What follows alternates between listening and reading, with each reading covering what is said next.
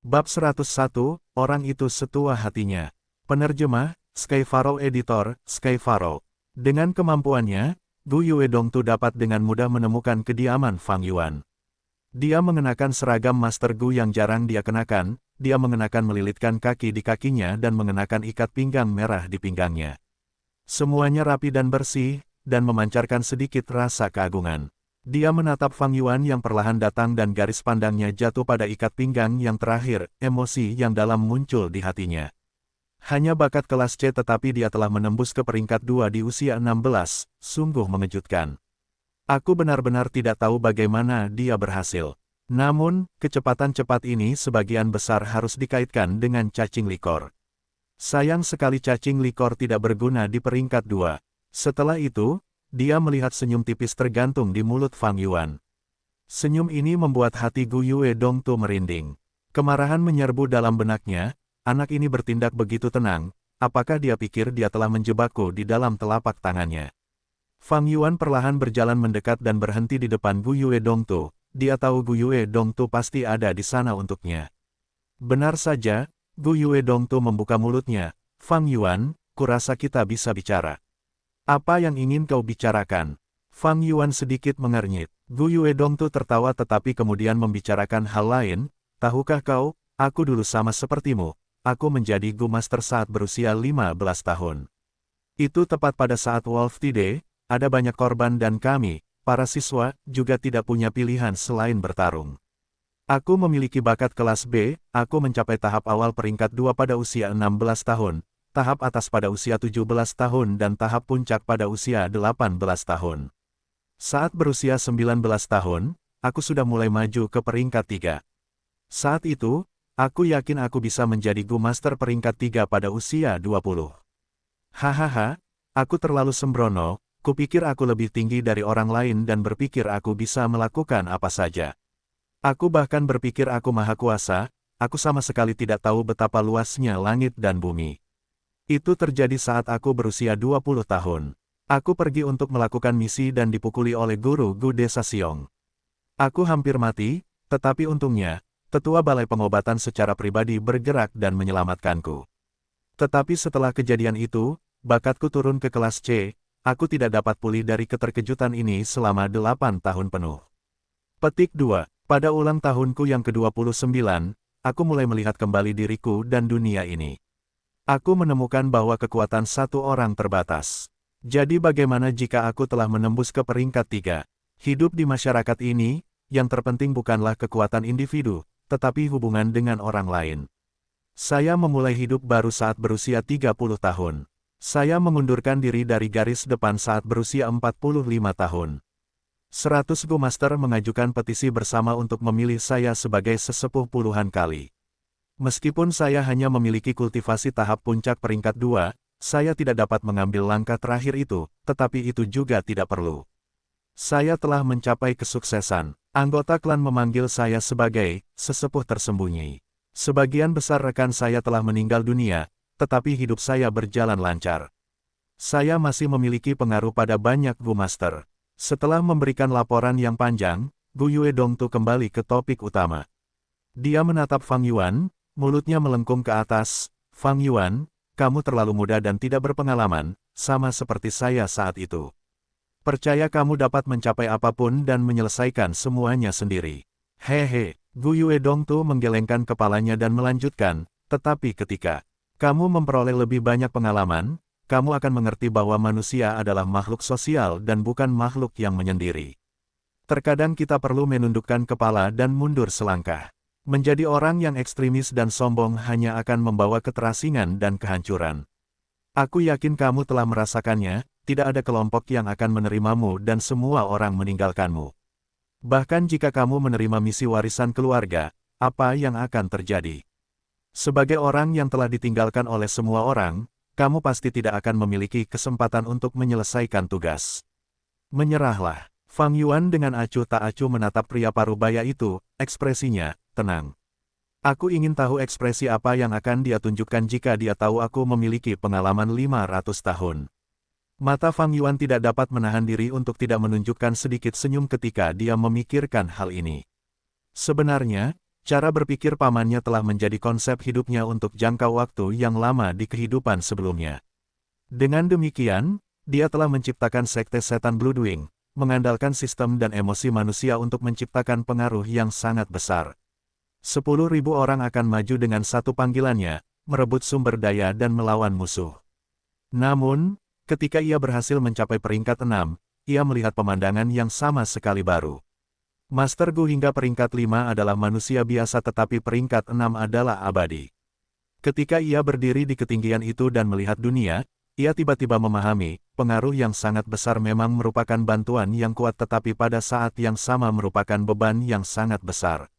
Tidak peduli dunia mana, hanya ada satu hal yang benar-benar dapat diandalkan, yaitu diri sendiri.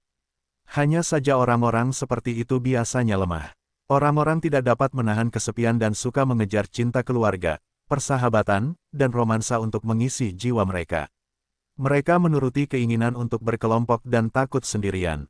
Ketika mereka mengalami kemunduran, mereka akan bersembunyi dalam kelompok, mengadu kepada saudara dan berbagi dengan teman. Mereka tidak berani menghadapi ketakutan dan kekalahan mereka sendiri. Ketika ada rasa sakit, mereka akan sibuk berbagi. Ketika ada sesuatu yang baik, mereka akan ingin menyombongkannya. Gu Yuedongtu berhasil. Tidak diragukan lagi, dia berhasil. Dia tidak dapat menempuh jalan aslinya, jadi dia menempuh jalan lain dan pergi ke tempat baru. Namun pada saat yang sama, dia juga seorang pecundang. Dia telah menundukkan kepalanya karena satu kemunduran, dia tidak lebih dari seorang pengecut, tetapi dia puas dengan pelariannya. Gu Yuedongtu tidak tahu Fang Yuan telah melabelinya sebagai seorang pengecut. Dia melihat Fang Yuan tidak menjawab, jadi dia mengira Fang Yuan asyik dengan pembicaraannya. Dia melanjutkan, Fang Yuan, aku tidak akan bertele-tele, kamu bukan Fang Zheng. Jika kamu melepaskan idemu untuk mewarisi aset keluarga, kamu akan menerima persahabatanku dan kamu dapat menggunakan semua koneksiku. Aku juga akan memberimu 1000 batu purba. Aku tahu kamu sedang kesulitan uang akhir-akhir ini dan kamu bahkan terlambat membayar sewa selama 2 hari, kan? Fang Yuan tersenyum acuh tak acuh dan berkata, Paman, kamu tidak sering memakai pakaian ini, kan? Gu Yuedongtu terkejut, dia tidak menyangka Fang Yuan akan tiba-tiba membicarakan hal ini. Fang Yuan memang benar, dia sudah lama pensiun, seragam ini biasanya disimpan dalam sebuah kotak. Dia mengenakan seragam ini khusus untuk bertemu Fang Yuan hari ini, itu untuk meningkatkan daya persuasi dan pencegahannya. Fang Yuan menghela napas, dia menilai pakaian Gu Yuedongtu dan melanjutkan, seragam Gu Master tidak begitu bersih dan rapi. Itu akan dipenuhi keringat, lumpur, dan darah. Itu akan tercabik-cabik dan bercak-bercak, itulah bau Gu Master. Paman, kamu sudah tua. Ambisi dan cita-citamu yang besar telah lenyap dari masa mudamu. Selama ini, kamu menjalani hidup yang mudah dan itu telah merusak hatimu. Kamu bersaing untuk mendapatkan aset keluarga, bukan untuk berkultivasi tetapi untuk mempertahankan hidupmu yang kaya. Dengan mentalitas seperti itu, bagaimana mungkin kamu menghalangiku? Wajah Gu Yuedongtu langsung berubah pucat, kemarahan melonjak di benaknya. Selalu ada sekelompok orang tua di dunia ini. Mereka menggembar-gemborkan pengalaman sosial mereka di mana-mana. Mereka menganggap impian orang lain sebagai ilusi, menganggap hasrat orang lain sebagai sesuatu yang remeh, menganggap kegigihan orang lain sebagai kesombongan. Mereka akan mencari eksistensi dan keunggulan mereka sendiri dengan menguliahi generasi selanjutnya. Tidak diragukan lagi, Gu Yuedongtu adalah orang seperti itu. Dia ingin mendidik Fang Yuan tetapi dia tidak pernah berpikir bahwa Fang Yuan tidak hanya tidak mendengarkannya atau menyerah padanya, tetapi malah akan menguliahinya. Fang Yuan, teriak Gu Yuedongtu, aku ingin membimbing dan membujukmu dengan niat baik sebagai orang tuamu, tetapi kau tidak tahu apa yang baik dan buruk. Karena kau ingin melawanku, biarlah. Aku tidak takut memberitahumu bahwa aku sudah tahu isi misi warisan keluargamu. Anak muda tidak tahu betapa luasnya langit dan bumi. Haha, aku benar-benar ingin melihat bagaimana kau akan menyelesaikan misi ini. Fang Yuan tersenyum mengejek, tidak perlu menyembunyikannya sekarang. Bagaimanapun, mereka tidak bisa lagi berdamai, jadi tidak ada salahnya menikmati ekspresi luar biasa Gu Yuedongtu yang akan datang. Setelah itu, dia mengeluarkan kantong air dari kulit sapi jantan dan membukanya, aroma yang khas dari anggur madu melayang keluar. Menurutmu apa yang ada di sini? Tanyanya. Gu Yue Dongtu menjadi pucat karena ketakutan, suasana hatinya langsung merosot ke titik terendah sepanjang masa. Bagaimana ini bisa terjadi? Di mana kau mendapatkan anggur madu ini? Dia meraung, ekspresi terkejut muncul di wajahnya. Fang Yuan mengabaikannya, menutup-tutup botol, menaruh kembali kantung air dan berjalan menuju aula urusan internal. Dahi Gu Yue Dongtu dipenuhi keringat dingin, banyak pikiran berkecamuk dalam benaknya. Dari mana dia mendapatkan anggur madu? Aku sudah memastikan bahwa selama dia mencari kelompok lain, aku akan mendapatkan berita itu saat pertama kali. Mungkinkah dia melakukan ini sendirian? Tidak, itu tidak mungkin, dia tidak memiliki cacing Gu pertahanan. Seseorang pasti telah menolongnya. Tidak, intinya sekarang bukanlah menemukan alasannya. Anak ini sudah memiliki anggur madu, dia akan menyerahkan misinya. Gu Yue Dongtu sudah panik saat memikirkan ini dan tidak lagi memiliki penampilan tenang seperti beberapa saat yang lalu. Dia dengan cepat mengejar Fang Yuan. Fang Yuan, tunggu, semuanya bisa didiskusikan. Fang Yuan tidak berbicara dan terus berjalan, Gu Yue Dongtu hanya bisa mengikutinya. Jika 1000 batu purba tidak cukup, bagaimana dengan 2000? Tidak, 2500. Gu Yue Dongtu terus menaikkan tawarannya. Fang Yuan menutup telinga terhadap Gu Yue Dongtu, malah semakin menaruh harapan terhadap aset keluarga. Melihat bagaimana Gu Yue Dongtu begitu cemas dan terus menaikkan tawaran, aset keluarga yang sebenarnya pasti sangat bagus. Gu Yue Dongtu berkeringat. Dia melihat Fang Yuan tidak tergerak, wajahnya menampakkan ekspresi galak dan dia mengancam, Fang Yuan, pikirkan ini dengan jernih. Apa yang akan terjadi jika kamu menyinggung perasaanku? Jangan salahkan paman karena berhati dingin jika kamu kehilangan lengan atau kaki di masa depan. Fang Yuan tertawa. Gu Yue Dongtu ini benar-benar orang yang menyedihkan. Dia terikat oleh aturan dan peraturan, kantong air itu jelas berada dalam jangkauannya, tetapi dia tidak berani merebutnya. Jika dia tidak punya nyali sebanyak ini, bagaimana dia bisa berhasil memperjuangkan keuntungan? Kekayaan dan bahaya berjalan beriringan. Tidak peduli di dunia mana, jika Anda ingin mendapatkan sesuatu, Anda harus membayar harganya. Fang Yuan, kamu pikir semuanya akan baik-baik saja setelah kamu mendapatkan aset keluarga. Kamu terlalu muda, kamu tidak tahu tentang masyarakat dan bahayanya. Gu Yue Dongtu menggeram di telinga Fang Yuan. Fang Yuan menggelengkan kepalanya dan mengabaikannya, berjalan ke aula urusan internal di depan matanya yang melotot. Sebenarnya, dia tidak membenci atau bahkan membenci pamannya ini. Dia telah melihat banyak orang seperti itu dan memahami tipe orang seperti ini. Jika Fang Yuan memiliki cukup batu purba untuk mendukung kultivasinya, dia bahkan tidak akan memperjuangkan aset keluarga. Tetapi apa gunanya memberikan keuntungan yang tidak penting kepada paman? Untuk alasan apa dia terlahir kembali? Bukan untuk sesaat, tetapi untuk melangkah ke puncak tertinggi. Orang yang lewat seperti ini, selama mereka tidak mengganggu dan hanya mengamuk dari samping, Fang Yuan akan meremehkan untuk menginjak mereka. Namun sayangnya, Gu Yue Dongtu ini menghalangi jalan Fang Yuan. Kalau begitu, maka dia akan menginjak rintangan ini dan terus maju. Fang Yuan, paman Gu Yue Dongtu memperhatikan saat Fang Yuan melangkah ke aula urusan internal, seluruh tubuhnya bergetar dan urat-urat menonjol di dahinya. Cahaya matahari terbenam menyinari rambutnya yang sudah memutih. Dia memang sudah tua. Ketika dia mengalami cedera itu di usia 20, dia sudah tua. Bab 102, musim semi datang setelah angin musim dingin. Penerjemah, Sky Pharaoh. Editor, Sky Pharaoh. Fang Yuan tiba di aula urusan internal dan menyerahkan anggur madu emas. Pria parubaya Gu Master yang bertanggung jawab sangat terkejut. Sambil memegang penanya, dia bertanya, kamu sudah menyelesaikan misi aset. Bagaimana menurutmu? Fang Yuan membalas. Pria parubaya Gu Master mengerutkan kening, ini adalah misi yang dia pilih secara khusus untuk membuat hidup Fang Yuan sulit. Tidak disangka dia menyelesaikannya begitu cepat. Dia menatap Fang Yuan, matanya mengancam, berkata dengan sungguh-sungguh, anak muda, jawab apapun yang aku minta padamu.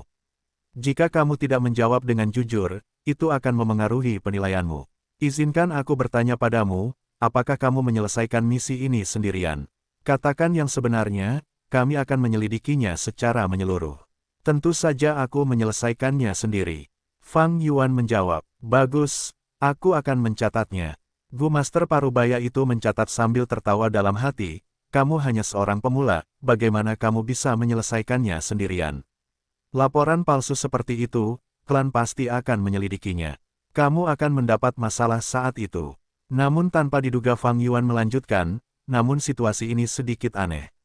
Hari itu aku hanya pergi untuk mengintai daerah itu, tetapi aku pikir beruang itu sedang menggali sarang lebah. Menggunakan kesempatan itu, aku mengambil anggur madu ini. Apa? Pena pria parubaya itu berhenti, mengangkat kepalanya untuk melihat Fang Yuan. Fang Yuan mengangkat bahu, tersenyum, apa, menurutmu aku bisa menyelesaikan misi ini sendirian? Sejujurnya, ini semua berkatmu, menemukan misi ini untukku. Master Gu Parubaya itu tertegun di tempat, perasaan yang rumit dan tidak dapat dijelaskan di hatinya saat dia tertawa datar dan terus mencatat di buku. Fang Yuan menatap pria ini dengan tenang, tahu betul bahwa misi asetnya yang sangat sulit itu semua berkat pria ini. Sayangnya, dia telah menyelesaikan misinya. Bahkan jika klan menyelidiki, Fang Yuan telah menyiapkan yang sesuai. Dia tidak bisa lagi menghentikan Fang Yuan. Bahkan jika masalah ini ditangani olehnya. Inilah kesedihan berada dalam sistem. Statusmu adalah rantai yang membatasi tindakanmu. Baiklah, misimu sudah selesai, kau sudah bisa mewarisi aset keluarga. Kecuali, asetmu semuanya dikendalikan oleh paman dan bibimu. Aula urusan internal akan mengambilnya untukmu, kembalilah dalam 3 hari. Setelah merekam, pria parubaya itu berkata. Fang Yuan mengangguk, dia tahu aturan ini, tetapi dia menatap kertas catatan pria parubaya itu, berkata, menurut aturan klan, catatan misi urusan internal perlu dikonfirmasi oleh yang menyelesaikannya di tempat. Tolong biarkan aku melihat catatan ini. Ekspresi pria parubaya itu berubah, dia tidak menyangka Fang Yuan begitu familiar dengan proses tersebut. Dia mendengus pelan sambil menyerahkan laporan kepada Fang Yuan. Fang Yuan melihat catatan itu tanpa masalah. Beberapa ratus kata dengan evaluasi akhir, bagus. Dia langsung bisa melihat hubungan antara Gu Yue Dongtu dan Gu Master ini. Evaluasi ini jelas adil, menunjukkan bahwa Gu Master Parubaya itu tidak menyerah pada etos kerjanya hanya karena Gu Yue Dongtu, alasan dia membantu Dongtu hanya karena persahabatan mereka dan transaksi di antara mereka. Itu adalah jenis transaksi, mengambil uang untuk menyelesaikan masalah orang lain. Memberikan laporan itu kembali kepada Gu Master Parubaya itu, Fang Yuan meninggalkan aula urusan internal. Di luar, Gu Yue Dongtu sudah pergi. Fang Yuan tidak bisa menahan tawa dingin. Pengaruh Gu Yue Dongtu tidak cukup besar untuk memengaruhi aula urusan internal. Bahkan jika Gu Yue Bo sang pemimpin klan ingin melakukan ini, dia harus melawan tekanan besar dari lingkaran tetua klan dan membayar harga yang sangat mahal dalam karir politiknya. Ada sebuah ungkapan di bumi, yang disebut, mereka yang hidup dalam masyarakat harus mengikuti aturannya. Ada aturan dalam masyarakat, dan itu adalah bentuk sistem. Mereka yang mengikuti aturan, menjadi pion siapapun, saling membatasi, dan bukan tugas mereka untuk mengendalikan. Kecuali kekuatan seseorang telah mencapai titik di mana ia dapat menentang seluruh organisasi, jika tidak, bergabung dengan suatu organisasi dan ingin mempertahankan kebebasan adalah mimpi yang sia-sia. Meminjam kekuatan sistem klan, Fang Yuan telah menegaskan kebenaran untuk mendapatkan kembali asetnya. Terlepas dari Gu Yue Dongtu atau pemimpin klan, mereka tidak akan membayar harga politik karena mencampuri masalah sekecil itu. Di ruang tamu, saudara Dongtu, tidak ada yang bisa kulakukan lagi. Gu Master setengah baya itu menghela napas, berdiri di depan Gu Yue Dongtu. Wajah Gu Yue Dongtu muram saat ia tetap diam di kursinya. Apakah benar-benar tidak ada cara lagi? Di sampingnya, Bibi dengan takut bertanya dengan nada cemas dan marah. Pria parubaya itu menggelengkan kepalanya, hasilnya sudah ditetapkan dan telah memasuki prosedur aula urusan internal. Kecuali jika kedua tetua klan yang berkuasa atau pemimpin klan ikut campur. Saudara Dongtu, daftar inventaris aula urusan internal ini menyatakan dengan jelas barang-barang warisan dan jumlahnya, tolong kembalikan semuanya dan jangan buat hidupku sulit. Sambil berkata demikian, dia mengeluarkan daftar inventaris. Inventaris itu memiliki banyak catatan, dari barang-barang mahal seperti tanah milik hingga meja atau kursi murah, selain itu ada juga cacing Gu yang ditinggalkan orang tua Fang Yuan. Setelah seorang Master Gu meninggal dalam pertempuran, cacing Gu mereka akan diambil sebagai warisan untuk penerus mereka. Ini adalah langkah politik oleh klan. Bibi melihat daftar itu, sebelum kehilangan ketenangannya. Sialan, kamu tidak bisa melakukan. Ini semua milik kita, milik kita. Suamiku, katakan sesuatu, pikirkan sesuatu. Tanpa aset ini, apa yang tersisa bagi kita? Bahkan pelayan kita akan hilang setengahnya, kita tidak mampu membelinya. Tampar, Gu Yuedongtu berdiri dan melemparkan telapak tangannya ke arah Bibi, membuatnya jatuh ke tanah dari tempat duduknya. Dasar jalang berisik. Paman menjadi marah, memarahi dengan nada gelisah. Katak di dalam sumur, aturan klan ada di sana, kamu pikir kamu dapat memilih untuk tidak mengembalikannya. Bodoh, tidak tahu apa-apa. Bibi menggunakan tangannya untuk menutupi pipinya, dipukuli hingga menjadi bodoh, berbaring di tanah dengan kaget, menatap suaminya dengan tatapan kosong. Gu Yuedongtu meraih daftar inventaris, menggertakkan giginya, memindai. Matanya dipenuhi jejak darah saat dia bernapas berat, berkata dengan kebencian, kembalilah. Semua ini, aku akan kembali, tak ada yang kurang. Tapi, urat-uratnya muncul dari dahinya, otot-otot di wajahnya berkedut, ekspresinya penuh dengan kekejaman, tapi Fang Yuan, aku tidak bisa menghentikan balai urusan internal, tetapi aku bisa menghadapimu. Jangan berpikir semuanya baik-baik saja dan hidup sekarang setelah kamu memiliki aset-aset ini, 3 hari kemudian, Fang Yuan keluar dari balai urusan internal dengan setumpuk surat rumah dan tanah serta menjual kontrak manusia di tangannya. Tidak kusangka warisan ini begitu melimpah. Dia sedikit tercengang. Meskipun Fang Yuan memiliki beberapa perkiraan, setelah menerima daftar aset ini, itu jauh dari harapannya. Lebih dari 10 mu tanah pertanian, 8 pelayan keluarga dan 3 bangunan bambu, dan sebuah kedai anggur. Tidak heran paman begitu ngotot, memikirkan segala cara untuk menghentikanku. Fang Yuan dapat memahami tindakan Gu Yuedongtu. Dengan aset keluarga yang begitu besar, bahkan di dunia ini, seseorang dapat hidup seperti raja.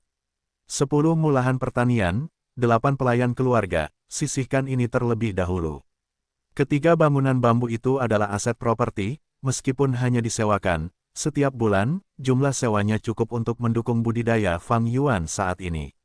Selain itu, ada juga kedai anggur. Perhatikan bahwa hanya ada 4 area penjualan anggur di seluruh desa. Aset seperti itu, jika di bumi, akan setara dengan memiliki beberapa rumah besar dan hotel. Itu adalah kehidupan bangsawan dengan banyak pelayan. Yang perlu disebutkan adalah, kondisi kehidupan dunia ini jauh lebih kejam dan sulit, sehingga desa menjadi lokasi yang paling aman, memberi harga aset properti lebih mahal daripada di bumi.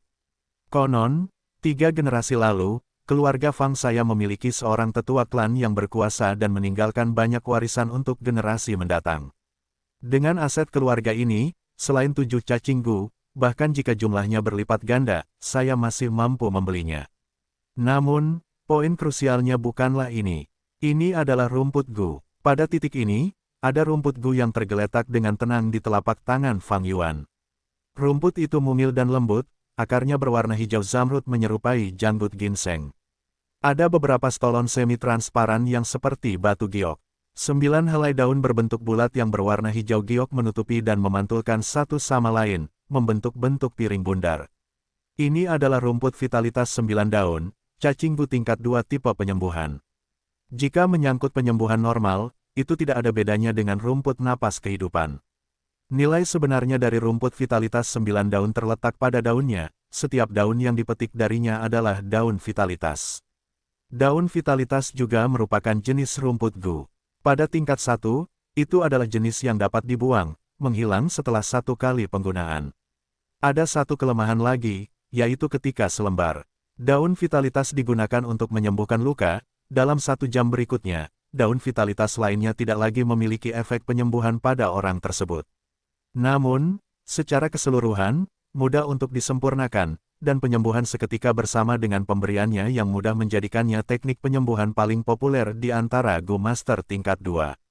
Gu Master penyembuh, setiap kelompok membutuhkan 1.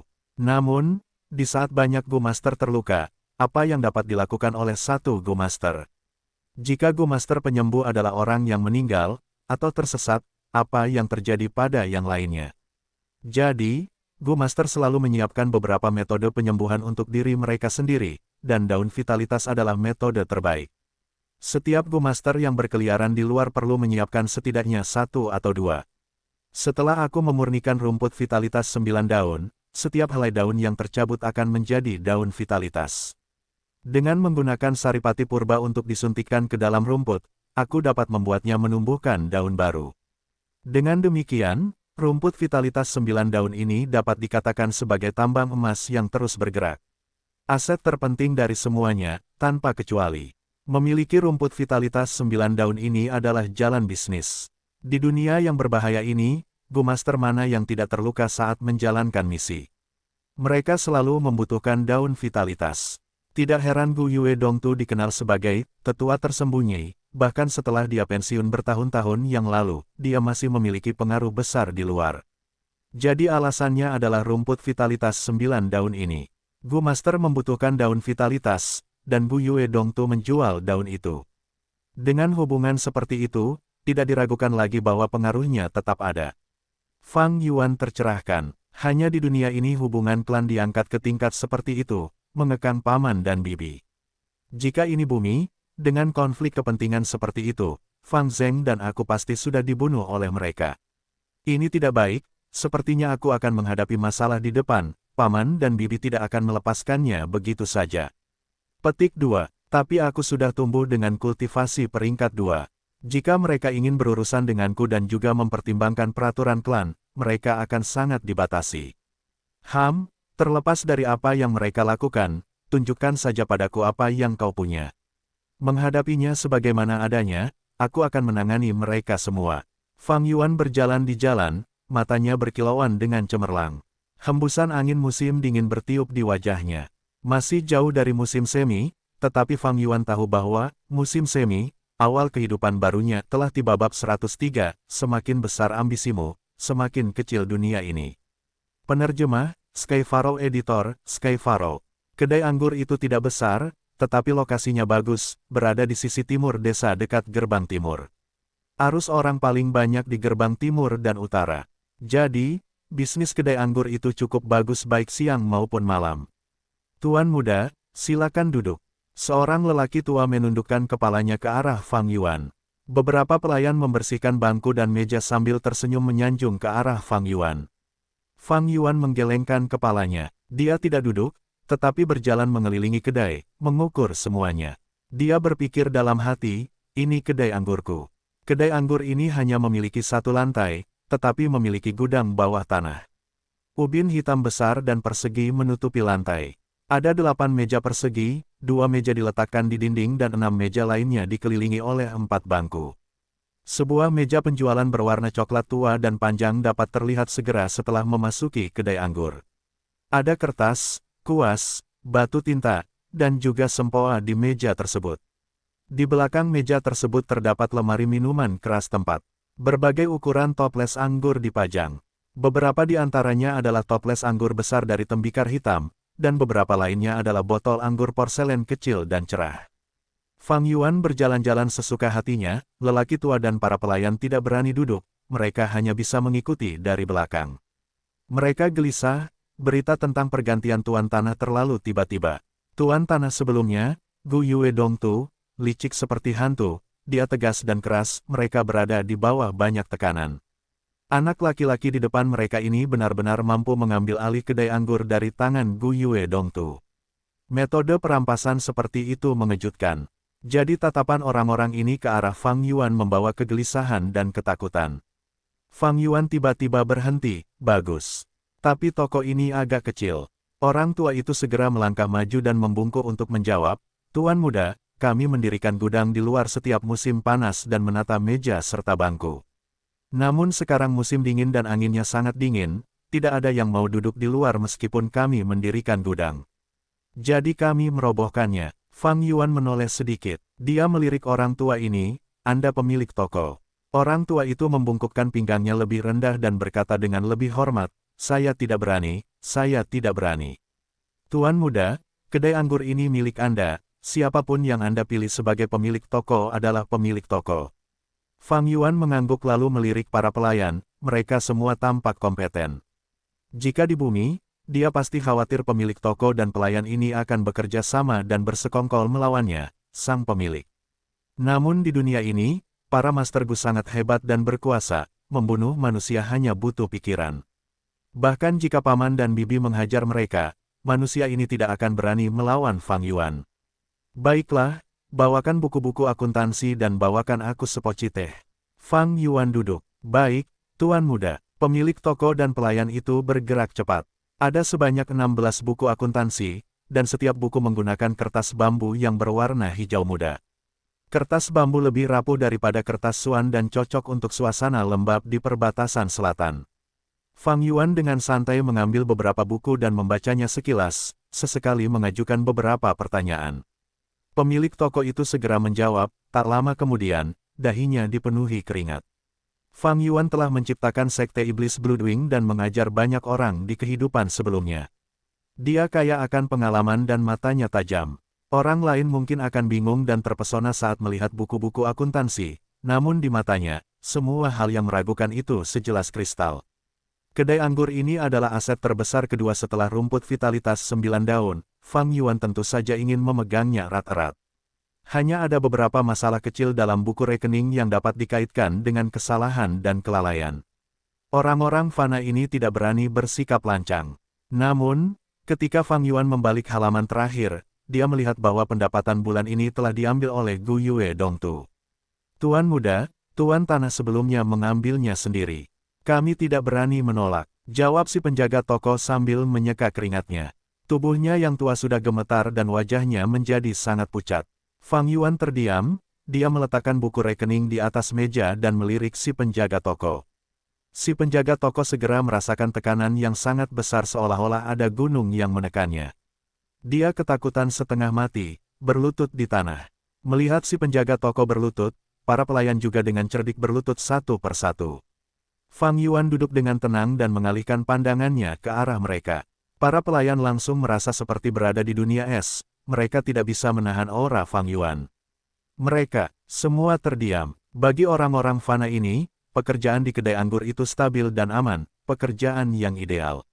Mereka tidak ingin kehilangan pekerjaan ini. Fang Yuan berhenti setelah melihat bahwa otoritasnya telah terbentuk, bertindak terlalu jauh bisa berakhir merugikan. Dia perlahan berbicara, aku tidak akan peduli dengan masalah masa lalu. Aku melihat bahwa upahmu agak rendah, upah pelayan akan dinaikkan 20% dan pemilik toko 40% mulai sekarang. Bekerjalah dengan baik dan kamu akan mendapatkan lebih banyak keuntungan. Fang Yuan berdiri dan berjalan ke pintu masuk. Sekelompok orang yang berlutut di tanah tertegun sejenak sebelum kembali sadar. Semua mata mereka berkaca-kaca. Terima kasih Tuan Muda atas kebaikanmu yang luar biasa.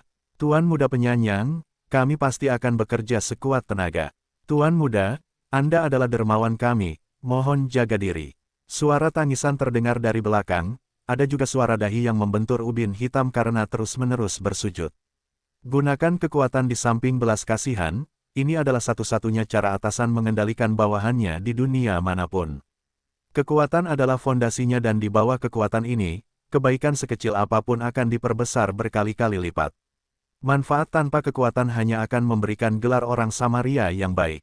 Namun seiring berjalannya waktu, orang-orang tidak lagi merasa bersyukur atas kebaikan seperti itu dan malah akan menghasilkan keserakahan dan bencana. Tetapi cara-cara untuk mengendalikan orang-orang ini semuanya adalah metode yang tidak lazim. Cara itu akan sangat dihargai di bumi, tetapi di dunia ini, meningkatkan kekuatan sendiri adalah satu-satunya cara yang benar.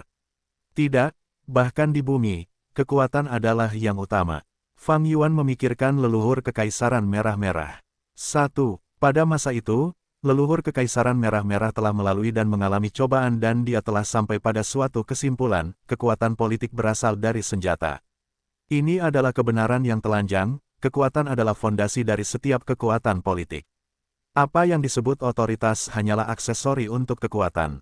Sebenarnya, tidak hanya otoritas, kekayaan dan kecantikan juga merupakan turunan dari kekuatan. Fang Yuan menuju ke 3 rumah bambu setelah meninggalkan kedai anggur. Ketiga rumah bambu ini disewakan oleh paman dan bibi, mereka praktis penuh. Dunia ini memperhatikan lebih banyak kelahiran. Bagi populasi yang terus bertambah besar, ruang di desa tampak sempit. Klan memiliki sistem putra tertua yang mewarisi properti. Putra dan putri lainnya harus bergantung pada usaha mereka.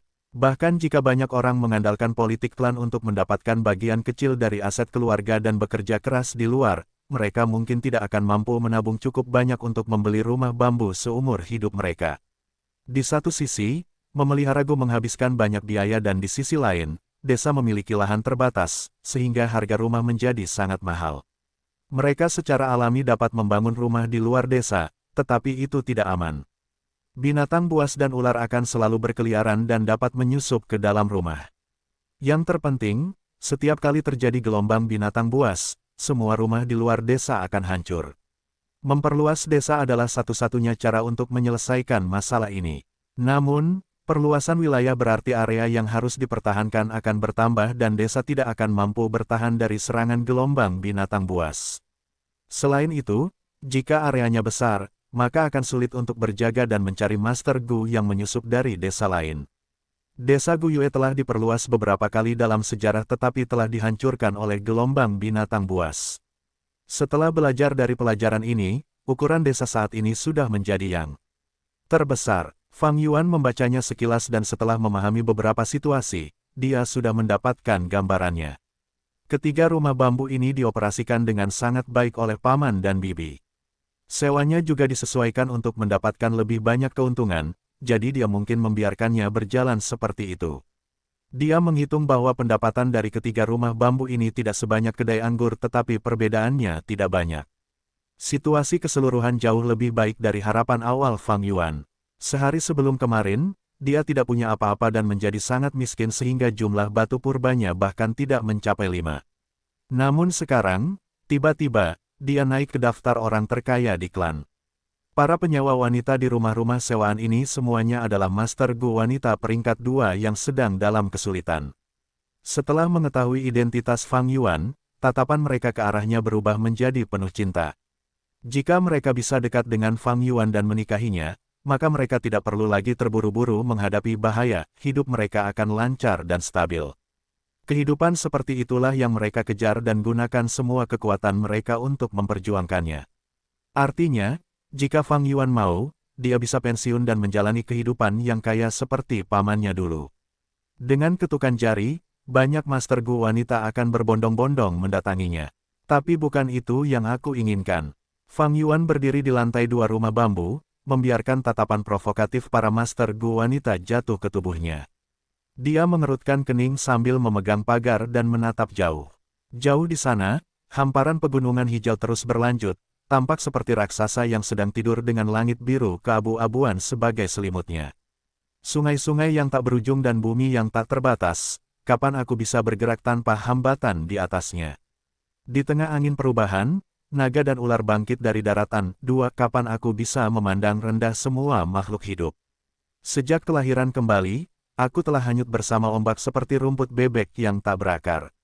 Aku tidak menyia-nyiakan usaha untuk mendapatkan aset keluarga. Dengan dasar ini, aku dapat dikatakan telah menjadi mandiri dan mendapatkan pijakanku. Berikutnya adalah menggali warisan biksu anggur bunga dan mengerahkan seluruh usahaku untuk berkultivasi ke peringkat 3, lalu aku dapat meninggalkan desa ini dan pergi ke dunia luas. Api membakar mata hitam pekat Fang Yuan.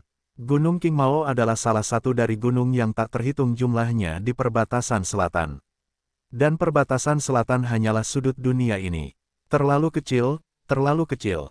Bagaimana tempat seperti itu bisa menopang ambisinya yang tinggi? Dibandingkan dengan ambisinya, aset keluarga ini, yang orang lain perjuangkan dengan keras untuk mendapatkannya, yang merupakan sesuatu yang dirindukan, sekecil debu. Kakak, turunlah, aku perlu bicara denganmu. Pada suatu saat, Gu Yue Fang Zeng telah mencapai rumah bambu. Dia menatap Fang Yuan dan berteriak. Rangkaian pikiran Fang Yuan terputus. Dia menatap Fang Zhen dengan tatapan acuh tak acuh. Mata kedua saudara itu bertemu, sunyi. Adik laki-laki Fang Zeng ada di bawah dan diselimuti oleh bayangan rumah lain. Dia menghadap ke atas, alisnya terangkat dan kedua matanya berkedip-kedip karena cahaya. Kakak laki-laki Fang Yuan ada di atas, sinar matahari menyinarinya, matanya yang sedikit terkulai memiliki pupil yang gelap seperti malam. Wajah yang mirip tercermin di mata masing-masing.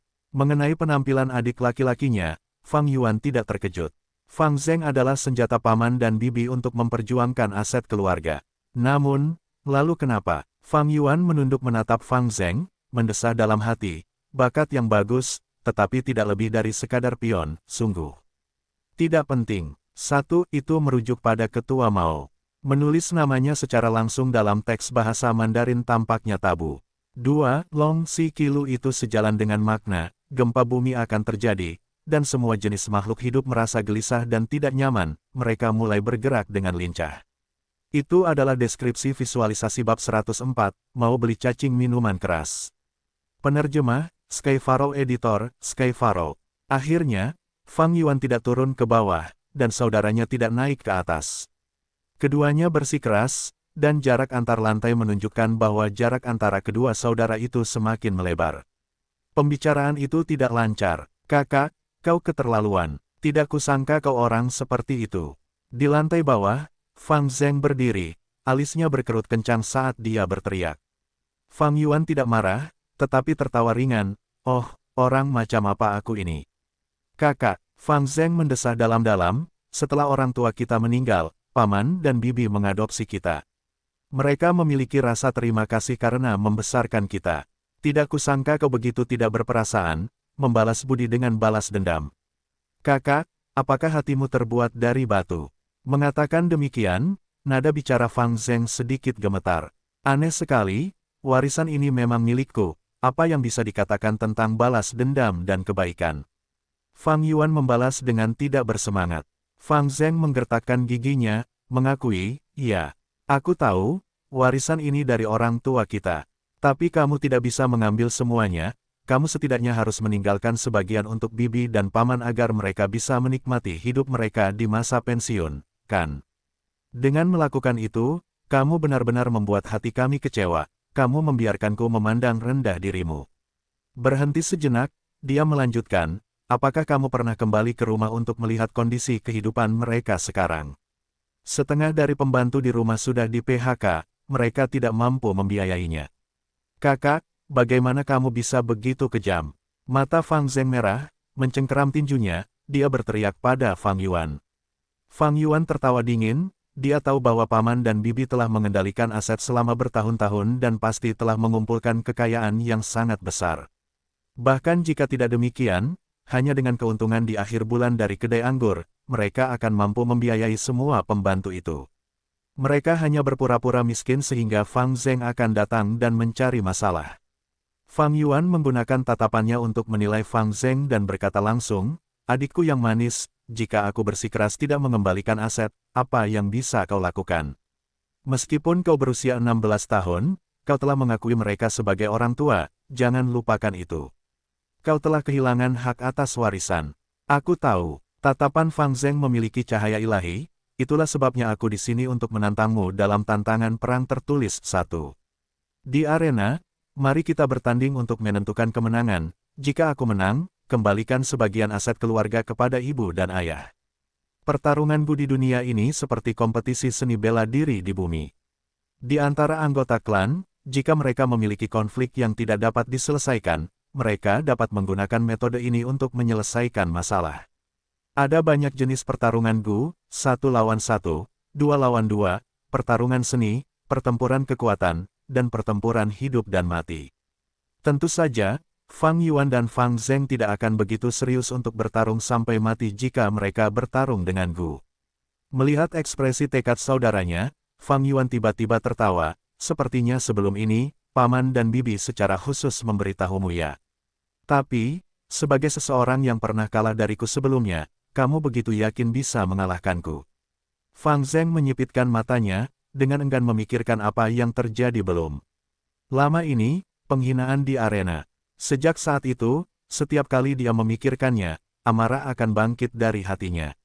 Amarah ini ditujukan kepada Fang Yuan dan juga dirinya sendiri. Dia membenci dirinya sendiri karena tidak berguna, menjadi panik di saat kritis. Faktanya, dia telah tampil buruk dalam pertempuran itu. Temponya diambil alih oleh Fang Yuan, dan dia hanya berpikir untuk menggunakan jade skin Gu di saat-saat terakhir. Pada akhirnya, dia kalah tiba-tiba dan sangat marah. Kemarahan Fang Zheng terhadap dirinya sendiri memicu kemarahan yang lebih intens. Maka, tak dapat dielakkan, ia pun berpikir seperti ini, jika aku bisa mengulanginya, aku pasti bisa tampil lebih baik dan mengalahkan kakakku. Maka, Ketika paman dan bibi mengeluh kepadanya, Fang Zheng tidak hanya ingin mengambil kembali warisan untuk mereka berdua, tetapi juga ingin melawan Fang Yuan lagi untuk membuktikan dirinya. Sekarang semuanya berbeda, saudaraku. Fang Zheng menatap Fang Yuan, matanya menyala dengan tekad, api berkobar di sekelilingnya. Terakhir kali, aku tampil buruk dan kalah darimu.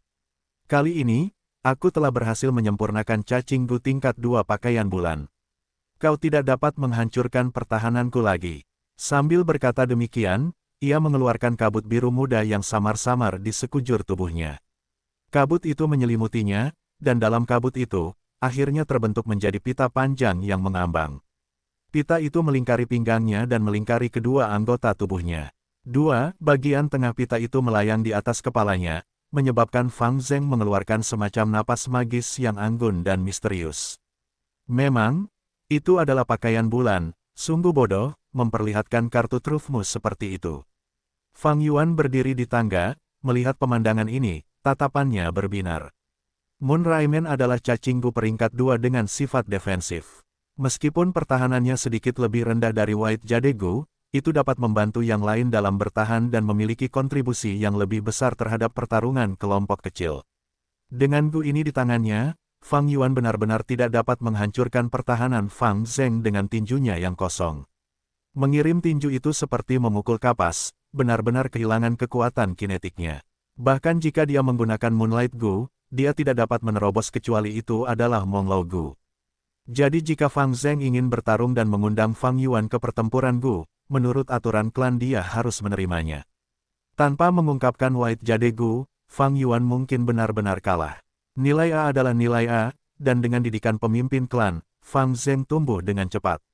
Dapat dikatakan bahwa, selama fase akademi, Fang Yuan menekan Fang Zheng. Namun sekarang ia harus mengakui, Fang Zheng mulai menunjukkan kecemerlangan seorang jenius dan menunjukkan ancaman yang mengesankan bagi Fang Yuan. Tapi, kau pikir aku tidak mengharapkan ini? Fang Yuan menatap saudaranya, bibirnya melengkung. Ia berkata kepada Fang Zheng, adikku yang gigih, tentu saja kau bisa menantangku. Namun, apakah kau sudah mendapat persetujuan dari rekan satu timmu? Jika selama pertempuran, kelompokmu harus menjalankan misi, apa yang akan kau pilih? Fang Zheng terdiam, memang, ia tidak memikirkan hal ini. Ia harus mengakui, saudaranya benar. Kelompok itu harus bekerja sama, dan jika rekan satu tim ingin melakukan operasi individu, mereka harus melapor terlebih dahulu. Jadi, sebaiknya kau kembali, temukan pemimpinmu Gu Yue Qingsu, dan jelaskan situasinya. Aku akan menunggu kalian di kedai anggur gerbang utara, kata Fang Yuan. Fang Zheng ragu sejenak, lalu menggertakkan giginya, aku akan pergi sekarang, saudaraku. Tapi biar ku beritahu, taktik menunda tidak berhasil. Dia datang ke kediaman Gu Yue Qingsu, dan pelayan keluarga itu menuntunnya masuk. Gu Yue Qingsu sedang berlatih menggunakan gunya. Tubuhnya bergerak-gerak di panggung arena taman, sangat lincah dan bugar. Gu tanaman merambat hijau, katanya ringan, dan dari telapak tangan kanannya, tanaman merambat hijau melesat keluar. Tingginya sekitar 15 meter. Qingsu meraih tanaman merambat itu dan menggunakannya sebagai cambuk, membelah, melilit, dan menyapu. Pol pol pol, bayangan cambuk itu menyapu lantai, membuat beton di tanah yang hancur beterbangan. Gu jarum pinus. Dia tiba-tiba memegang cambuk tanaman merambat itu, dan mengibaskan rambut hijaunya yang panjang. Seketika, dari antara rambut-rambut itu, jarum-jarum pinus melesat keluar seperti hujan. Jarum-jarum pinus itu mengenai boneka kayu yang tidak jauh dari sana, menusuk seluruh tubuhnya dan menciptakan lubang-lubang jarum yang rapat dan banyak. Gu pusaran bulan. Selanjutnya, dia mengulurkan telapak tangan kirinya, dan lambang bulan sabit berwarna hijau bersinar dalam cahaya hijau terang. Dengan jentikan pergelangan tangannya, Moonblade hijau itu terlempar. Berbeda dari lintasan Moonblade biasa, Moonblade hijau ini lebih melengkung. Saat terbang di udara, ia bergerak dalam bentuk busur, membuatnya lebih sulit diprediksi oleh musuh. Seperti yang diharapkan dari Gu Master nomor 1 di antara rank 2, Senior Qingsu. Dengan serangan seperti itu, aku bahkan tidak bisa bertahan selama 10 napas. Dia benar-benar terlalu kuat. Fang Zheng menatap dengan mulut terbuka lebar, melupakan niat awalnya sejak awal. Oh, Fang Zheng, kenapa kau di sini? Misi sebelumnya baru saja berakhir, kau harus lebih banyak beristirahat, harus menjaga keseimbangan antara bekerja dan beristirahat. Gu Yue Qingsu saat melihat Fang Zheng, menyingkirkan aura bertarungnya dan tersenyum lembut. Senior Qingsu, Fang Zheng membungkuk hormat padanya. Rasa hormat ini tulus dari hatinya. Sejak ia bergabung dengan kelompok itu, Fang Zheng telah dirawat dengan penuh perhatian oleh Qingsu, dan di mata Fang Zheng, Qingsu seperti kakak laki-laki. Oh Fang Zheng, sepertinya kau ada urusan denganku. Qingsu menyeka keringat di dahinya sambil berjalan ke arah Fang Zheng sambil tersenyum. Begitulah, Fang Zheng mengatakan maksudnya, serta keseluruhan ceritanya. Mendengar itu, alis Qingsu sedikit terangkat. Sebenarnya ia telah mendengar banyak tentang Fang Yuan, dan jika dibandingkan dengan Fang Zheng, ia lebih tertarik pada Fang Yuan. Sebaiknya bertemu dengannya sekali saja. Berpikir demikian, Gu Yue Qingsu mengangguk, aku juga punya sesuatu untuk didiskusikan dengan kakakmu. Kalau begitu, ayo kita pergi bersama. Fang Zheng sangat gembira, terima kasih senior. Hehehe, tidak perlu berterima kasih padaku, kita satu kelompok. Qingsu menepuk bahu Fang Zheng. Fang Zheng bisa merasakan kehangatan di hatinya, matanya memerah tanpa sengaja. Keduanya sampai di kedai minuman. Seorang asisten toko telah menunggu mereka sejak lama, dan membawa mereka masuk.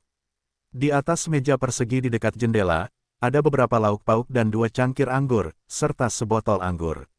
Fang Yuan duduk di satu sisi, dan ketika dia melihat Gu Yue Qingsu, dia tersenyum dan mengulurkan tangannya, silakan duduk.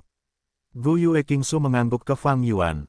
Dia duduk, lalu berkata kepada Fang Zheng, Fang Zheng, jalan-jalanlah, aku akan berbicara dengan saudaramu. Dia orang yang cerdas. Setelah melihat hanya 2 cangkir anggur, dia tahu bahwa Fang Yuan ingin mengobrol sendirian. Sebenarnya, dia juga punya niat seperti itu. Fang Zheng mengakui dan meninggalkan kedai minuman dengan marah. Aku mengenalmu, Fang Yuan. Qingsu tersenyum, membuka teko anggur dengan cekatan, menuangkan secangkir untuk Fang Yuan dan 1 untuk dirinya. Sendiri, kamu orang yang sangat menarik dan pintar. Sambil berkata demikian, dia mengangkat cangkirnya ke arah Fang Yuan. Fang Yuan tertawa dan mengangkat cangkirnya juga untuk membalas roti panggang. Keduanya meminumnya sekaligus bersama-sama. Qingsu menuangkan lagi untuk Fang Yuan, juga untuk dirinya sendiri. Sambil menuangkan, dia berkata, tidak ada gunanya bertele-tele saat berbicara dengan orang pintar. Aku akan terbuka, aku ingin membeli cacing likormu, berapa harga yang akan kamu jual? Dia tidak bertanya kepada Fang Yuan apakah dia menjualnya, tetapi bertanya langsung, berapa harganya, menunjukkan kepercayaan dirinya yang luar biasa. Dia adalah Gu Master peringkat 2 nomor 1. Di usia muda, dia mencapai tahap puncak peringkat 2, mengalahkan Qisan dan Mo Yan yang berada di peringkat atas. Begitu dia muncul, dia mengambil inisiatif dan menuangkan anggur serta bersulang untuk Fang Yuan. Kepercayaan dirinya bersama dengan senyum lembutnya membentuk aura yang unik. Aura itu tidak sombong dan memaksa yang dapat membuat orang jijik, tetapi membuat orang lain merasakan kegigihannya. Rambut hijaunya yang panjang, dan sinar matahari musim dingin bersinar melalui jendela dan ke wajahnya yang putih dan belang-belang lembut. Hal ini membuat Fang Yuan tanpa sadar memikirkan cahaya musim semi yang cerah dan indah. Orang yang benar-benar berbakat. Sayang sekali, pikir Fang Yuan. Dia tidak terganggu oleh tindakan Qingsu yang mengambil alih inisiatif. Faktanya, Fang Yuan sedikit menghargainya, dan dia menghela nafas pelan bab 105, aku akan kalah telak. Penerjemah, Skyfaro Editor, Skyfaro. Gu Yue Qingsu juga seorang yatim piatu seperti Fang Yuan dan Fang Zheng. Orang tuanya telah meninggal dalam gelombang serigala ketika dia masih kecil. Dia dibesarkan secara pribadi oleh pemimpin klan Gu Yuebo.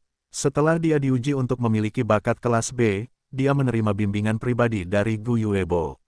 Bakatnya luar biasa dan dapat dikatakan berada di puncak di antara kelas B, bahkan dapat disebut kelas A palsu.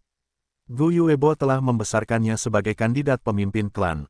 Gu Yue Qingsu memiliki temperamen yang hangat dan ramah. Dia sangat dipuji dan diterima dengan baik oleh anggota klan. Dia juga sangat setia kepada klan. Kedatangan Fang Zheng memotong harapannya untuk mewarisi posisi pemimpin klan, tetapi dia malah bahagia dan dengan sepenuh hati merawat Fang Zheng. Di bumi, Yue Fei 1, Wei Zheng 2, dan Bao Zheng 3 adalah orang-orang dengan karakter seperti itu. Sayangnya, Dalam gelombang serigala setahun kemudian, gerbang utara akan jatuh. Untuk menutup celah ini dan melindungi anggota klan, dia melangkah maju. Pada akhirnya, dia dengan paksa menggunakan Gu tingkat 3 dengan kultivasi tingkat 2, menjadi benteng yang tidak dapat ditembus dan berhasil mempertahankan desa. Namun, celahnya hancur karena ini dan dia akhirnya berubah menjadi manusia pohon dan mati. Dengan demikian, Gu Yue Qingsu telah meninggalkan kesan yang mendalam pada Fang Yuan. Ketika dia melihat Fang Yuan menghela nafas, Gu Yue Qingsu tentu saja tidak berpikir bahwa Fang Yuan sedang mengingat kembali kematiannya dan mengira Fang Yuan kesal karena cacing likor. Dia tersenyum, "Fang Yuan, kamu seharusnya sudah jelas tentang batas-batas cacing likor. Cacing likor hanyalah cacing Gu tingkat 1 dan hanya dapat memurnikan esensi tembaga hijau tingkat 1. Tetapi kamu sudah menjadi Master Gu tingkat 2, cacing likor tidak berguna bagi esensi purba baja merah. Meskipun kamu memiliki kedai anggur sekarang dan dapat dengan mudah memelihara cacing likor, mengapa kamu dengan sia-sia memelihara sesuatu yang tidak berguna bagimu?" Dia mengalihkan topik pembicaraan, "Cacing likor tidak berguna bagimu, tetapi berguna bagi Master Gu tingkat 1 lainnya. Terutama dalam upacara kebangkitan musim semi mendatang, akan ada sekelompok siswa baru dan cacing likor akan sangat membantu mereka. Jadi, sebaiknya kau menjual cacing likor ke klan dan berkontribusi pada kekuatan klan." Fang Yuan tidak menjawab. Qingsu merenung, menebak niat Fang Yuan, "Sekarang aku mengerti. Kau enggan berpisah dengan cacing likor, kau bahkan ingin menggabungkannya. Jika aku tidak salah, kau seharusnya berpikir untuk menempuh rute White Chrysalis tingkat 2, lalu rute penggabungan kupu-kupu Mist Perspiring tingkat 3, benar? Ini adalah resep yang paling umum dan juga paling praktis. Kupu-kupu Mist Perspiring adalah cacing Gu yang hebat. Namun, White Chrysalis tidak memiliki kemampuan. Rute fusi ini tidak akan banyak berguna bagimu. Kamu memiliki bakat tingkat C dan sekarang memiliki kultivasi peringkat 2, White Chrysalis tidak memiliki kemampuan apapun dan hanya akan menyia-nyiakan makanan, itu tidak akan membantumu. Seberapa besar kemungkinan kamu mencapai peringkat 3? Bahkan jika kamu berhasil naik ke peringkat 3, kamu mungkin akan berusia setengah baya saat itu. Apakah kamu akan memelihara White Chrysalis yang tidak berguna selama puluhan tahun? Akan lebih baik menggunakan biaya pemeliharaan White Chrysalis untuk memelihara cacing Gu. Itu lebih praktis dan akan lebih membantu kamu. Apakah aku salah? Nilai sebenarnya cacing likor terletak pada pemurnian esensi purba dan memelihara alam kecil.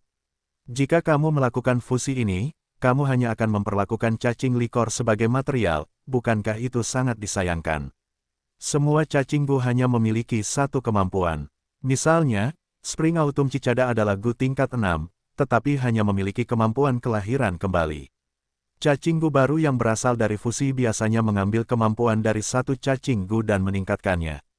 Gu White Jade, misalnya, mengambil kemampuan bertahan dari Gu Jade Skin dan meningkatkannya, sementara kehilangan kemampuan Gu White Boar untuk mendapatkan peningkatan kekuatan. Artinya, jika seseorang memperoleh Gu White Jade, itu hanya akan membantu dalam pertahanan dan tidak dapat meningkatkan kekuatan Gu Master. Qingsu benar, nilai cacing likor adalah dalam memurnikan esensi purba dan meningkatkan tahapannya dengan ranah kecil. Bagi Gu Master, ini adalah bentuk lain dari peningkatan cadangan esensi purba mereka sementara juga menjadi bantuan yang sangat besar dalam memelihara bukaan mereka dan meningkatkan kecepatan kultivasi mereka. Jika seseorang melalui rute fusi, White Chrysalis, Mist Perspiring Butterfly, cacing Gu yang dihasilkan tidak akan memiliki kemampuan untuk memurnikan esensi purba yang sungguh akan sangat disayangkan. Faktanya, Biksu Bunga Anggur mengambil rute ini dan memurnikan kupu-kupu kabut berkeringat dari cacing likor, menggunakannya untuk memikat wanita dan melakukan tindakan jahat. Setelah kematiannya, kupu-kupu kabut berkeringat terus merosot karena tidak memiliki cukup makanan dan akhirnya kembali menjadi cacing likor. Mata Qingsu berbinar saat melihat Fang Yuan yang diam dan melanjutkan, "Sebenarnya, klan kami punya resep ini menaikkan cacing likor ke Gu pertanda bulan peringkat 2 lalu cacing likor 7 aroma peringkat 3. Cacing likor 7 aroma memiliki kemampuan untuk memurnikan esensi purba. Fang Yuan, jika kau tidak ingin menjual cacing likor, maka kita bisa mengubahnya menjadi transaksi bisnis. Kau akan menjual cacing likor ke klan dan jika klan dapat memurnikannya menjadi cacing likor 7 wangi, kau akan memiliki hak untuk menggunakannya selama 5 tahun. Jika gagal, klan akan menggantinya. Bagaimana menurutmu? Melakukan hal ini berarti klan akan menanggung semua risiko untuk penggabungan tersebut. Dengan kondisi yang begitu unggul, yang lain mungkin akan dengan senang hati menyetujuinya. Namun Fang Yuan hanya mencibir dingin dalam hatinya. Ia tahu dirinya sendiri. Dengan bakat kelas C44%-nya, naik ke peringkat 3 hampir mustahil. Dalam kehidupan sebelumnya, Fang Yuan telah terhenti di peringkat 2 selama lebih dari 100 tahun sebelum akhirnya dan secara kebetulan memperoleh cacing Gu peningkat bakat dan menjadi Master Gu peringkat 3. 5 tahun menggunakan hak terdengar luar biasa tetapi bagi Fang Yuan, itu seperti mencoba menangkap pantulan bulan di air. Gu Yue Qingsu berkata demikian karena ia melihat ambisi Fang Yuan untuk naik ke peringkat 3, jadi ia sengaja melemparkan umpan manis ini untuk memikat Fang Yuan. Namun, ia telah salah perhitungan sejak awal. Dalam ingatan Fang Yuan, ada resep terbaik untuk fusi cacing likor. Pertama, memajukan cacing likor ke peringkat 2 cacing likor 4 rasa, lalu ke peringkat 3 cacing likor 7 wangi. Baik itu cacing likor 4 rasa atau cacing likor 7 wangi, keduanya memiliki kemampuan untuk memurnikan esensi purba. Namun, tidak mudah untuk memurnikan cacing likor 4 rasa. Pertama-tama, fusinya membutuhkan 2 cacing likor, Fang Yuan saat ini hanya memiliki 1. Selanjutnya, fusi tersebut membutuhkan 4 jenis anggur, dan keempat anggur ini harus memiliki 4 rasa yang berbeda, asam, manis, pahit, dan pedas. Jangan bicara tentang kesulitan dalam membeli cacing likor karena hampir tidak ada persediaannya di pasaran. Mari kita lihat keempat anggur ini terlebih dahulu. Anggur pedas adalah yang paling umum. Anggur white spirit biasa semuanya adalah jenis ini. Untuk anggur asam, Anda bisa mendapatkan anggur bayberry dan anggur beras bisa memenuhi kriteria anggur manis. Namun untuk anggur pahit, perlu dipikirkan lebih lanjut. Dari apa yang diketahui Fang Yuan, ada jenis anggur pahit hijau yang diseduh dengan menggunakan rumput ai. Sayangnya desa ai sangat jauh, bagaimana dia bisa mendapatkannya? Fang Yuan menahan cacing likor bukan karena dia ingin menunggu dan menjualnya dengan harga tinggi. Sebaliknya, Fang Yuan selama ini ingin melalui rute fusi ini, menggunakan rute fusi lainnya dapat dihitung sebagai perusakan cacing likor. Bagaimana Gu Yue Qingsu bisa tahu apa yang ada dalam pikiran Fang Yuan? Melihat Fang Yuan sama sekali tidak bergerak untuk menyetujui, dia melemparkan kartu trufnya. Fang Yuan, jika kau menjual cacing likor, aku bisa menjadi penengah antara kau dan Fang Zheng. Setidaknya, dia tidak akan menggunakan aset keluarga untuk menantangmu dalam pertarungan Gu. Kau juga tahu aturan klan, tantangan harus diterima. Bahkan jika permintaan pertarungan Gu tidak disetujui oleh para petinggi, itu harus diterima terlebih dahulu. Bahkan jika kau yakin akan kekalahanmu dan tidak ingin pergi ke arena, langsung menyerah, kau tetap harus menerima tantangannya. Dunia ini mempromosikan semangat bela diri, klan tidak membutuhkan pengecut. Jika ada tantangan, Master Gu harus menerimanya. Menerima tantangan membuktikan bahwa kau bukan pengecut. Bahkan jika kau mengakui kekalahanmu di depan umum, itu juga akan menjadi tindakan yang berani. Di bawah tekanan lingkungan yang kejam, ini secara otomatis berubah dan terbentuk menjadi sistem nilai. Para petinggi klan akan menengahi sesuai dengan hasil pertempuran Gu dan menyelesaikan masalah dan perselisihan apapun.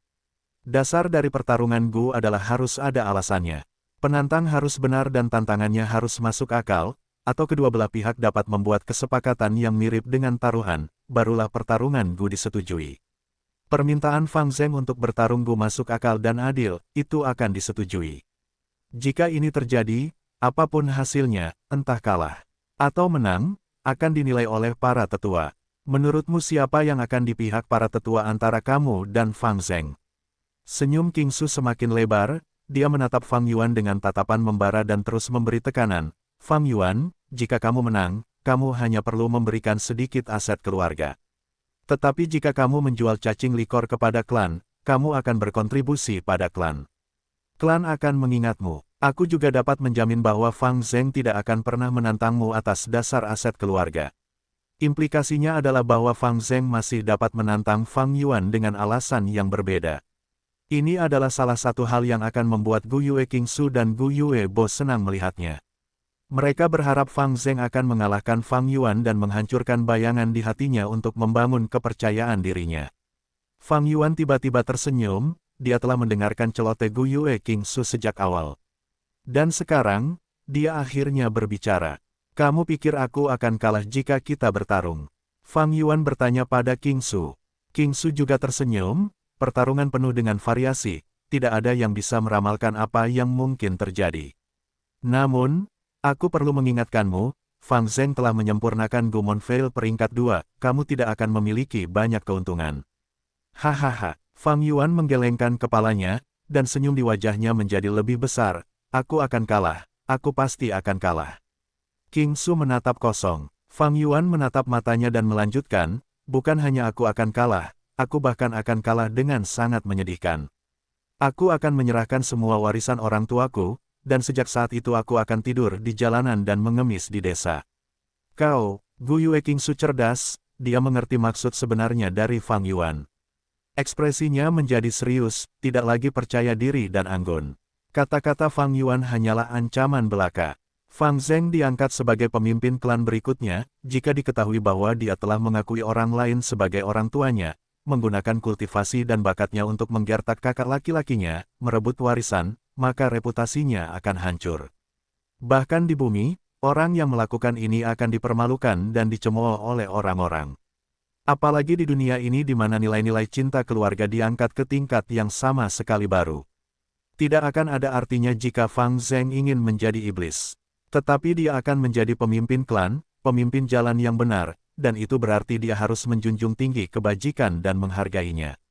Sesaat, Gu Yue. King Su menatap Fang Yuan dengan linglung. Ia menyadari bahwa meskipun telah mendengar banyak hal tentang Fang Yuan, ia masih meremehkannya. Dominasi yang ia bangun dari banyak kalimatnya sejak saat mereka bertemu, kini telah runtuh dengan keras. Fang Yuan tepat sasaran, langsung menunjukkan bagian utamanya kepada Gu Yue. King Su.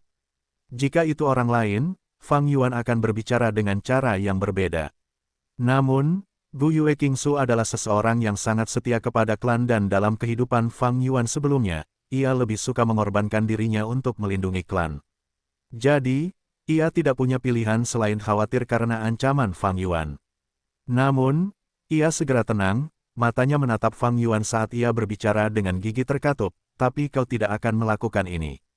Karena warisan telah menjadi tujuanmu selama ini, bagaimana kau akan berkultivasi jika kau menyerahkan warisan? Fang Yuan tidak takut. Dia menatap mata King Su, bibirnya melengkung membentuk senyum. Itulah mengapa aku yakin kau akan melepaskan gagasan membeli cacing likor dan juga membujuk Fang Zheng untuk tidak menantangku. Apakah aku salah? Orang lain mungkin tidak dapat membujuk Fang Zheng, tetapi Gu Yue. King Su memiliki kemampuan ini. Fang Yuan tidak meragukan hal ini. Situasinya menemui jalan buntu. Setelah beberapa saat, Gu Yue. King Su menurunkan pandangannya. Dia menatap cangkir anggur di tangannya sebentar dan tiba-tiba tertawa. Menarik, kita akan melakukan hal itu. Nada suaranya mengandung sedikit kesedihan.